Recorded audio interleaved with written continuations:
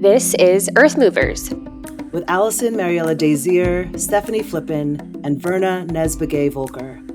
A trail podcast reclaiming the narrative.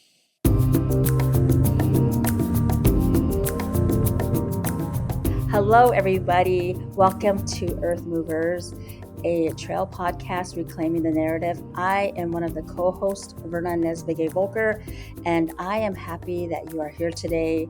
And I am excited to learn more about our guest today. But before we start, I'd like to just give a shout out to Ultra Running, who is a sponsor of this podcast. Ultra has given us this opportunity to share stories that oftentimes may be overlooked or forgotten. And so we are here to share their stories. And so if you want to know more about Ultra shoes, you can go to www.ultrarunning.com. So yes, anyway, I want to introduce my guest, Ellie Windham, who is I just got all this information. She is the co-founder of Asian Women Stay Running, and also the producer and director of Girls Run Ultra. So welcome to our show, to our podcast, Ellie. I want to know a little bit more about you. If you can tell us a little bit about yourself, where you grew up, and how you first got into running. Sure. Nice to see you, Verna. I'm sure you recognize the apartment since you I do. I stayed there. Yes, I stayed there, and we went through this like crazy, like New York. Remember, we were searching for candy, like viral candy, and took you to Kanji Village. Oh, and that was so good food. Dinner. Yeah, it was such a great time. You were a good host. So anyway, nice to have you here. But I'm Ellie, and I am from Pennsylvania, and from Lancaster, and I started running when I was in middle school. I was in the cross country team, and one of the things that I was encouraged to do was to join a team. I was kind of alone and by myself. I suffered from anxiety and depression, and also was bullied, racially bullied in school. I was one of the very few Asian students in my high school, my middle school. So that was like a really difficult time in my life where, I didn't feel like I belonged anywhere. And, cross country, really opened the door of what a team is like, and being part of a team, and being able to run on the grass. And Lancaster is very pretty, so that's how I got into running. And also my dad is a runner back in the day. Okay. So I did get to see him run like a half mile. He never did a full marathon, but still inspired me to at least try for running. And then I continued running in high school. We didn't have a official like cross country club for high school because I went to an all girls school, but my art teacher actually did a 5K club with us. Okay. So I switched to a new school, which was all girls, and I was a private school, so I can really focus on learning. But my art teacher gave us an opportunity to kind of train together and do 5Ks, and fundraise for breast cancer. So that was another treat for me to have a woman's team. Awesome. So that was really awesome. And then, moving from college to New York is when I started running solo. But I found group running, community running with different clubs 8 years ago. And since then, I got plugged in, and I've been with different clubs, but mainly with Girls Run NYC. And then I co-founded before that, I paced with Adidas runners for 2 years doing their 11-minute pace. I love being in the back. I'm very proud of that. And the pace inclusivity is huge. And, that really helped me to inspire to like learn to be a coach and get it in my, certification for that. And then co-founded a Asian Women Stay Running group here in New York City. Wow, that's a lot. Yeah. That's, so before you started all this, when you were just running, you talk about your, when you were young and you were bullied and you found community, in a running, like, cross country. As you got older, were you just running every day just for fun before you were like, okay, I'm just going to take a run? Like, when did that like spark happen when you were like, hey, I want to move this over to community and connection? Was there like a certain moment that happened? Well, a lot of my solo running started because of my mental health. I Mm-hmm. really needed an outlet to kind of help me process things. Movement, obviously, as you hear, is medicine. But Right. I think what helped me, because I was solo all the time. I Yeah. trained my Mm-hmm. first marathon by myself. I had, I had, I didn't know about pacing. I was told just run as fast as you can. I was like You're burnt like, just out. run. Just run. Ru- There was no concepts for me right. I on totally running get my it. first race. Yes. So, but when I finally got into like connected to a running group, then I realized, wow, this is quite fun. You can like do workouts together. Yeah. You feel like you're meeting other new people. I didn't feel as lonely. Mm-hmm. It just brought a lot of joy in my life. And, when you're filled up with a great coaches and teammates and, getting part of building with a community, it's been just a really great experience, especially with Girls Run NYC and also with Adidas runners. And just when I decided to kind of give back and become a pacer, it was like the perfect time where I felt like I can like give rather than just receive. And Right. then I Mm-hmm. think one thing I love about like leading a group, and but then I'm also attending a group. Right. So Mm-hmm. your energy is, receiving and then you're giving energy. So Oh it's like a yeah. nice balance between the week of like one day just receiving, just Yeah. listening, just following the instructions, don't think about anything else because Yeah. you just need that time. And Right. then having a Sunday where you can lead the group to a neighborhood style run. We do a 5K run around downtown Manhattan. We find like a landmark and we run there and then we talk about Mm-hmm. it and then we come back and take a picture. So I like leading the neighborhood style runs because it's really casual. It's about connection and making Right. talking to people and I think just seeing people over every week for many years, you do build up friendships that Build up last community. long and you do amazing fun things. And that's when like ultra running starts to come into the picture. You're like, wait, you do what? Right. Yes, I'm curious about that. I have some questions about the ultra running. Um, do you feel like you were a shy kid, or like growing up, were you shy? Oh yeah, Yeah. totally shy. I feel like um although I felt shy, but I was like the outgoing person to welcome people, Okay. especially if they're new to it was if they were new to Lidditz, my hometown or the school, I would welcome everyone, and it was a great experience having a all women's high school. I think that really did plant the seed a lot about of my work that I do in the women's space now. Right. Because we talked about, women in education and leadership skills. I was invited to different opportunities to get to attend like conferences or weekends and travel. I, I was like a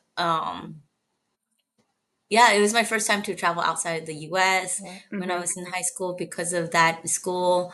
So I think it did, give me the roots of what it is to feel empowered Mm-hmm. by community because of my schooling.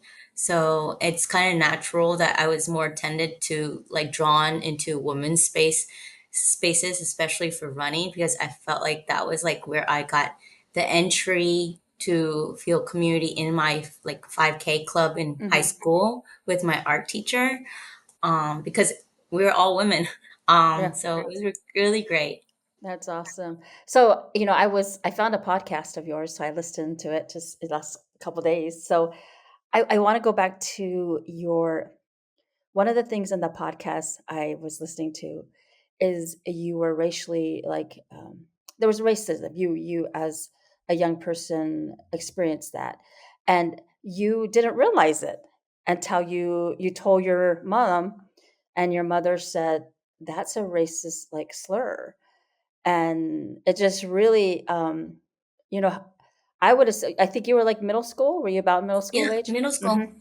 Yeah, and that really like just really touched me because I've kind of shared that that happened to my son, and I just like sometimes kids, we don't realize what's happening around them, and you were able to just kind of speak up and say and just tell your mother like, hey, this is what's happening. With that, now as being an adult, do you feel like you still experience that as, who you are? I don't know if you experience, because you're in a major city like New York, where it's normal to see people, around you that look like you. And so I just wanted to go back to that. Like, do you feel like now as an adult, you still experience that uh, where you are? My identity as an Asian woman has been long, since middle school. So it took me to study about East Asia because I am adopted into a white family. So my experience will be different than other Asian women, Asian American women, especially because I grew up with a more white culture, Pennsylvania, central. So I only identify myself as that. Like I'm from Pennsylvania, So I had my own identity journey on what is it to be Korean American adoptee when I got to New York. And there was a support group that I found, and that's how I kind of explore my identity also. But before that, my degree, it was in international studies in East Asia, so I studied about Korea, Japan, and China, so I could at least understand the history of the region that I came from. So I did have like literature classes on racism and what's it to be a woman, a black woman or Latina or a Asian woman, in my course studies in high school and in college. So I had a great background of learning about identities, and that helped me to kind of understand who myself was. I'm still am like going into that different stage of a different part of my life where I'm like, okay, now I'm leader in midlife, I guess, and Midlife. midlife. But yeah, I think my identity grew over time, Okay, and as you learn how you see yourself versus how the world sees you, for sure. and then how you're placed in a multicultural city like New York. But because I grew up in a very predominantly white area, Hmm. it coming to New York was a culture shock I'm itself. sure. Yeah. So, learning, and I went to school in West Virginia, so it was very, it's coming extreme small town to a big city. Yeah. But I do feel different in certain spaces, Okay. obviously, because there are spaces that are primarily white, but because I grew up with a white community, I used to it, right? Yeah. However, when now I'm more educated, more aware of myself, I see different because they don't see me as what I see myself, but they might see me as an Asian woman, but in like a very um white space, you know. Yeah, So for sure. and I do try to be in more diverse places because I'm Mm-hmm. interested in other culture and other people. Um, and that's why I moved to New York. Oh yeah, It's yeah. very, it's like it offers Very a lot culture. of, yeah, very much of a different span of people and experiences. So, Yeah. Hmm. that I feel like now I'm more confident in saying I'm Asian woman, and I think through All Stars, Yeah, which I was going to ask about. Yeah. it kind of helps me to be like empowering myself by empowering other Asian women to say it's great to be Asian, you know? Yeah. Um Yeah. and yeah, to be seeing someone else say you're great Yes. just for who you are is kind of like that's what I wanted someone to tell me if I was younger. Like Yeah, for it's so sure. yeah. Yeah, because going to the next question. So, like, what inspired you to start Asian, women stay running? Like, what inspired you to? Because it's been over a year now, right? Because you just Yeah, it's a celebrated year and one a year. half. Yeah. Yeah, a year and a half. I met Claudette, who is the co-founder of Asian Women Stay Running with me, and she's from the strength background. And I thought it was very interesting that there's an Asian woman who doing strength. So I reached out to her, and then we started talking on our like hour conversation. But then Hmm. she was like, "I'm running a half. It's also my birthday. Come." So I you know, went there and cheered her. And then from there, we're Hmm. like, she's like, oh, why don't we start a run club? And that focuses on Asian women. And because there are a lot of Asian women in New York that's also not from New York. So Right. they also grew up in other parts of the country. Um, and they, have the similar experiences that me and Claudette did living in a Small town. Yeah. small cities or small towns. Hmm. So we kind of connected that way. And then from there, we just started a run club, a soft launch, and a hard launch. And Hmm. then now, a year later, we have two new captains. We got Kathy and Sam. They represent different parts of like that Asian identity. I think Yeah. Asian group. I think that's great how we expand what Asian means to people because each of us are different in our own ways. Right. For sure. Um, so it must be comforting to just know that you have fellow Asian sisters. Like I always talk about that because like Native women, when we're together, it's always comforting to have other Native women in this space. And we can talk more about like even as we are. I I think you're both you're like me. You're a road runner, but you're also a trail runner. So you kind of we go back and forth.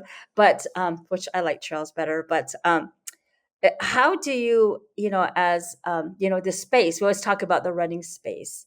How do you feel like for you? It's how do you feel like it's important for you to create these spaces like you just did, as you described? How does that just kind of come up? How does that just make you feel, just knowing that you created, this run group and finding women who are common in your life? Like, describe kind of like that feeling, just to have that. Community is and connection is really interesting because a lot of times it stems from loneliness. Hmm. I think a lot of people are seeking for connection. New York is one of those places. And for me, it's the same thing. It's my way to connect with people in a weekly basis. We are human. We need that, touch from other humans and care and concern and just sometimes have fun. We just forget we gotta do fun things. So I think that's the Right. other things like running can be fun. It doesn't have to be this hard workout. I think that's why I'm like the Sunday Yes. runs are casual to make it fun. Like we stay running after a long time. Like the idea is to continue running throughout your life. And I think a lot of things that most people want in their life is a connection. Yes. It can be small. You don't need like 5,000 friends. You just need one or two. And as you get older, you're getting like your friend group gets smaller. Right. People, change their lifestyles and change their like, stages of their life and they move away. So I think the run culture in New York City has grown from It's huge. Yeah. like 20 years ago from Mm-hmm. my coach, who is one of the leading women coaches and run culture Is woman. is that I feel like the girls Jessie run? Zappo. Yeah. Okay. Mm-hmm. Jessie Zappo is my coach for my ultra training and for head of Girls Run NYC. Mm-hmm. So being part of Girls Run helped me to feel like I am equipped to start my own run club. So I think being part of a women's group really inspired me to be like, oh, I can also try to expand on this and create connection and community. But I feel like that's a great way to be in a healthier lifestyle too. It's like, Right. let's go out, run, let's do strength training, let's do recovery work together. Yeah. So I think it shows like there's a desire of being healthy Yeah. and taking care of yourselves and doing it together. Yeah, for sure. So, do you have like one example, maybe a story that you feel like maybe in your run group that's kind of inspired you, or you witness someone who's really benefit from a run group like yours? So we did our first 10K program. Mm-hmm. So again, I was inspired by my previous experience with Adidas runners. And basically, we did a 10K program 2 years ago. And I was part of that pacing team. And it was the most rewarding experience as a pacer to Mm, see this group of women gather week by week to do their first race. Some of them is their first races, and also, you know, never done a group training before. So it right. was just so impactful and so empowering. It's like I want to continue to give that experience to another group.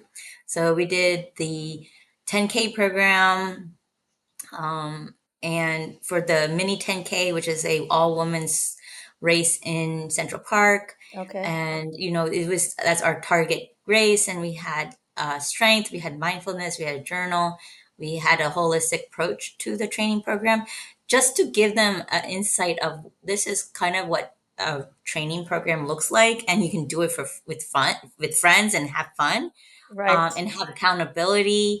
So I think this year was probably the like most proud moment for me as a coach Mm-hmm. to get. I think it was 18 women to cross the finish Oh, line. wow. Just having them show up for the long runs, having our pacers that volunteered with their times to help pace the group. We had like a great kickoff, customization experience. I think it's just like getting like sponsors for that and then Mm-hmm. getting support with other brands to support this program. Um, yeah, it's just and impact other Asian owned businesses that we Oh, partnered okay. with. Mm-hmm. So I think it was like a very thoughtful program that the feedback that we got was like this is my first race. I'm so proud. Oh, And yeah. I think when you're hearing these stories of like I can't believe I did that. Yes. Because you Yes. go back into the beginner runner's mindset Mm-hmm. and you're like, wow, I do remember that. And Yes. you know, so it does come back to me and be like, this brings me joy. I want to help, get that person's first mile, 10 Yeah. miles, whatever, half, whatever. Yeah. Just like how I did the pacing team with Adidas, every time I did a full marathon season with them, and we did this, a 16-week Yeah. program.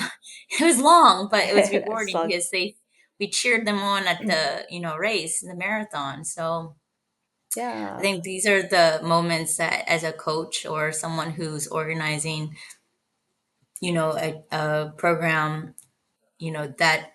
that's like my, yeah, my highlight of my year. Yes, well, that's awesome. Well, I want to shift gears to trail running. But before that, I want to just talk about our sponsor again. Ultra Running is the sponsor of our podcast, and I've been wearing the Lone Peak shoes in um, my race, the 100 miler that I did. So I really love again the toe room. Just I talk a lot about in the past of how my other shoes always made my toes feel squished, and so I feel really I feel like my toes can breathe. And so I just want to thank Ultra Running again for just sponsoring this podcast. If you want to know more about Ultra, you can go to www.ultrarunning.com. So, talking about trail running and ultra running, I was so moved by like how you were running in New York City, okay, away from any kind of trails Yes. to like you know, ultra running, and then you're the director and producer of Girls Run Ultra, and you guys did the Black Canyon, which is opposite terrain from like New York. Okay, so Yeah. um, I was kind of like looking at we have several women from our organization that have ran Black Canyon, but there's a desert landscape, the river crossing. The second part, they always describe Black Canyon as you're going down, and Yes. so I was watching that the film that you had, and I was like, how do you go from like running in the city to like switching to like the desert, which is like nothing? So how did like, and so I was really inspired by that whole film, but I just want like your personal take of like, how did you train for that? I'm just really I'm just really curious about that. Um, I just, well, my teammate inspired me to do something crazy, which is basically she was Yes. doing her training run in from her house. Her aid station was her house. This is my first time to even like experience this type of training, but just this experience for her to train for one of her races was like, you can come by and run with me, and my aid station is at my house. I will run in circles, but you're welcome to join. And I was like, okay. So that experience of like having like a simulated experience with a aid station, I thought was pretty cool. I was Yeah. like, what do you mean you can run walk? This is like amazing. Um, so that was my first like experience of like ultra running, Like because what it was just what a year was that? Like what year? 2019. 2019. Okay. Yeah, 2019. And I was like, oh, I want to, go out and do something like this. And there was a couple things that we were trying to sign up for. It didn't work out, but then Lisa's like, we should try Black Canyon. And I was like, okay. And then we got some other people to join that year, and it was like four of us. And honestly, I had no idea what to expect. Like, Right. there was only road training. The only time I actually touched trail was literally like January 1st, and Black Canyon is February. And it was like, I only train on roads. And then we went hiking, trail running in South Mountain in New Jersey. But I really did not know how difficult it was, on how different it is. It's slower than what you imagined. It was more hills than you imagined. It was rockier than you imagined. Like, I had no idea. So, but my first 60K was 2020, right before the shutdown, but it was so beautiful. I was like, man, this is amazing experience. Like, I only go once a year to Arizona to experience the desert. Um, but it's basically running concrete track, hill workouts, go to the gym to do your strength, or do strength at home. Um, And Okay. yeah, that's my normal routine. Um, but It's I not. had no idea about having more. I probably should have more time on trail, but that's okay. I use what I have, and I'm Exactly. resourceful. Exactly. And so, now as we go back to like the film, that was that the inspiration, because it was in 2019, was it where a group of you did go out there, train together? Is That that was our first trip. This okay? film is on our second trip. Your second trip, And okay. so in 2020, we went on our first trip. 2021, only one person went out, which is Okay. my coach. And Okay. she did it solo, no pacers because that was COVID. So there's no Oh like, yeah. you can't have pacer. And then the third year, which is my second year, I was like, it's the pandemic. So Yeah. it's like really hard, difficult time in my life of, fighting depression, anxiety. Right. So I was like, I should sign up for a race. This will help me feel better.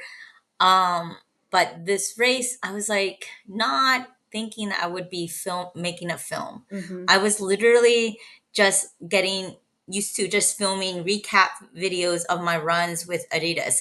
That was Yeah. the only experience I had my on my phone. Mm-hmm. But prior to that, I had um, lost my job. Okay, Okay. so I ran my first 60K, lost my job, lost my apartment, had to move out to New Jersey. And then Wow. my roommate at that time hired me to do a production, a live performance, like concert series. And I had 1 month of planning to do Mm-hmm. this.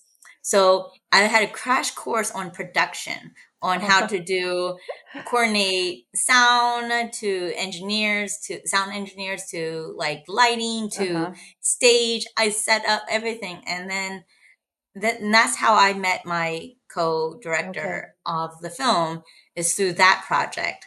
But we continued to be friends. But at that moment in 2022, this was not like, oh, I'm going to go out and make a film. It was more like, let me just content. This would be cute, you know? Yes. Yeah.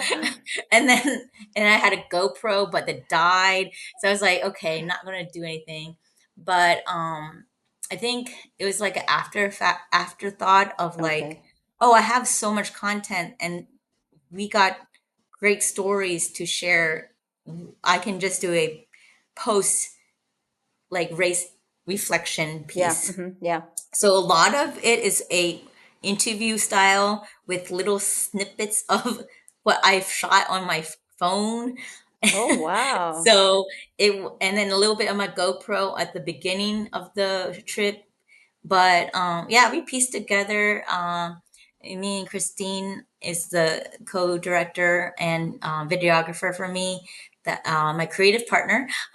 So yeah, and we put a film together because we're like, oh, I think I have enough content to put something together. So that's kind of like, and actually Jesse and I, she joked about like, let's have a YouTube channel for Girls Run. So I was like, okay.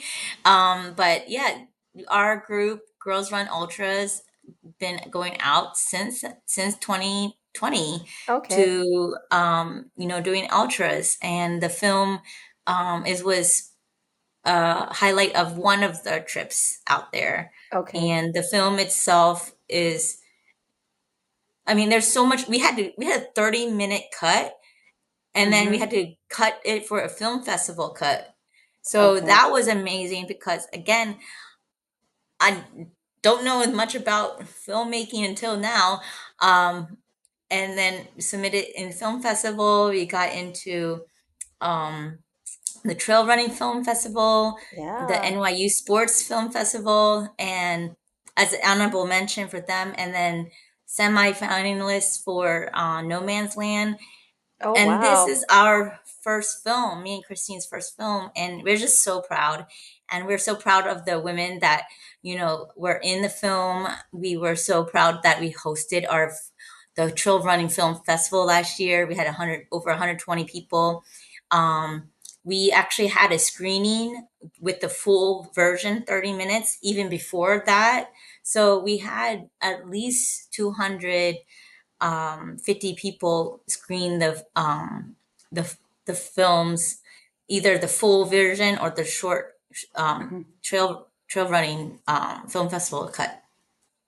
Wow. I really liked it because I was listening to some of the people you were interviewing who said, "What?" Like they were like, "There's no way I'm going to run that race." Like it was almost like a challenge, and a lot of them really had to like come to face with like their challenge.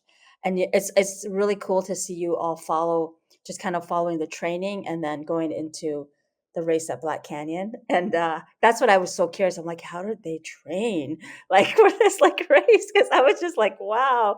But I think it's just a testament to as women how we can do anything, and I think it's just such a good motivation. So wow, I'm really impressed. Like you said, it's your first like film, and it's just gotten a lot of attention. So but yeah, which I'm thinking, my next question is, Javelina 100. I've Yes. seen you at Javelina 100. And so if you don't know Javelina 100, listeners, it's like one of the most like it's popular. It's a party race. I guess people are always dancing every what any time of the throughout the night. But you have been there, and you are trying to get to just cross off that 100 miler, right? Am I right? Yes. Yes, kind of Third like me. third year. Third Third year. Yep. year. Just like you. And this Oh, is ultra running really teaches you so many things about yourself over the years. I come from a 60K and out to 100 miles and I'm like, what? And right. 5 years ago, I'd be like, "Are you kidding me? I'm doing 100." Like that's a superhuman thing to do. So I think as ultra running is the greatest less like teacher in my life. I'm so thankful to have the support and guidance from my coach Jesse, who trained with me for the last you know 5 years, uh, but and having great teammates to support me as well, encourage me, and great pacers who jumped in to do my 100K and 100-mile attempts. I did a complete 100K. So that was like, oh, I did 100K at Black Canyon. Oh, I can do 100 miles in like 6 months. It's like, but it really taught me like my first DNF out of Oh, I have yes. I have never had DNF ever in my life. I have Mhm. ran over a lot of races over my lifetime, and I was like, "This is my first DNF." It's It didn't even cross my mind that I would not have finished. right, right, So, yeah. so I was in shock. Yeah, DNFs are interesting because, like, especially your first time, you're just like, "Oh, man," you just feel, like, bummed out. Um, but then when I did my first DNF, I was running I was it was a javelina when I did my DNF, and, I was somehow next to a native guy, and he's a really good runner, like, he's, like, accomplished, I don't know, ho several hundreds. But you know what? He was gonna DNF because he said, "I'm tired, it's too hot." But I was just like, and he told me, which I don't know if you could relate, but he said, "You are not an ultra runner." What did he say? You have to, if you're an ultra runner, DNF is just part of your life. That means you're totally an ultra runner. And that was like, I was like, heck yeah. He's like, this is going to motivate you again. So it just made me feel like much better, at the time. And I was actually kind of relieved because it was so hot for me, as you could, when you come from like, the Midwest or the out east, and for them it's fall. Like it's like a nice cool 90, and you're like over here like, no, this is not fall to us. This is No. 60s, 50s are fall. So that feeling of like DNF, it's what how many DNFs did you say you have? Like for the it's just for the 100, right? That you're trying to This is attempt. yeah, this is my um DNF for second DNF for Javelina, but I had a third DNF at um, TGNY, which is 100 miles or 100K. But Okay. we signed up for the 100K, but knowing that our goal was only 40, and we went up to 52. We tapped out at 52, or I tapped out at 52, I Mm-hmm. think. Um, and then I was like, still proud because it was Oh hot. yeah. It was like a training run. It was like the hardest race in New York, I think, is summer doing 100K or 100 mile, and there's no breeze. It was challenging, but it was really great training for Javelina. So Yeah. everything this year on my plate has been going towards Javelina and doing everything I possibly can to prepare for this race to finish it this year. I did extra things that I normally didn't do in my previous 2 years. I focus on nutrition, training on heat. I'm planning to do 3 weeks of sauna before my Okay. race. Yeah. Mm-hmm. And I wish I did that last year, but I didn't have a chance to. And that's why I got DNF last year. It was just so hot. It was just like incredibly hot where I didn't have enough water. I was just like, it was draining. So this year I'm like, I'm gonna prep for that heat and just like really be one with that heat this year. So as we look now to 100 miler in how many days? It's actually a few 30 days. 30 days. Ellie's going to be 5 weeks. he's going to be attempting her 100 miler. And, and I think I want to just ask, like, what do you feel like in the past was your struggle? So my first attempt, it was my knee. It like just locked up. Could not. It was inflamed. It just could not go further. As I go to the next aid station, I was just getting slower and slower, and it was just really hard, and it was very painful. I think that year was about not having enough strength training, and my knee just gave out. And I think that really helped me to realize how strength training is super important for ultra runners. So incorporate more strength training last year and this year. But last year's race at Javelina, obviously it's a desert race, and there's no shade like we were talking about, and it's miserable in the sense of like if you're not trained in the heat and you're coming from like East Coast to Javelina, it's a hard. Your body's not used to it because I still had like 2 months since I had like a really hot day to run in. But this year I'm gonna do sauna training. So I'm gonna do stair climbers and then going into the sauna as many times as I can. I'm trying to go every day if possible. Just so my body adapts to the heat so it's not in shock when I go there. And I think that will help me a lot with the heat training. My nutrition is better this year. I think my gear, like having toe socks, is helpful. Finding these different tips and tricks to kind of Yeah. adjust as you go. Over 3 years doing 100, you're learning a lot about Right. everything. So, and what works and what doesn't work, and it helps you to kind of build that endurance mindset of like building up slowly, taking one day at a time, and then with a lot of practice and learning and having fun still, like the idea is Right. still have fun, Yes, have some yes. joy. This year is my year of joy. I just Mm-hmm. turned 40, so I every year I have a word, and my word is joy. So I'm trying to create joy, you know doing different things throughout this year. This race is part of that joy list. I'm doing 40 things that that brings me joy and with Mm-hmm. friends, Oh, I like that. and putting it into a coffee table book at the end so I can Mm-hmm. reflect like this year was the year of joy because I've done so many new experiences with people and friends. That's how I'm celebrating the rest of this year.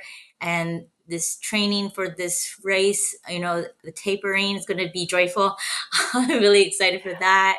Oh, yeah, Yeah, so I'm really excited. Do the best I can when I'm out for sure. there. I'm just thankful for having a great team and coach to come. So I'm excited. Yes, definitely. Earth movers. We hope that that joy will be crossing that finish line. So yeah, we'll be watching for sure. As we end our podcast, I'm just kind of thinking about how your story of growing up where you were and have you just become who you are today has so much to do with your connection to community, to people, and just these challenges that you're doing has just been really inspiring. And I think that's just what kind of a community leader that we need. I always tell people we lead a running organization. It's like we practice what we preach, and so that's kind of really cool how you really have invested into your community, but also into this really cool film and yourself.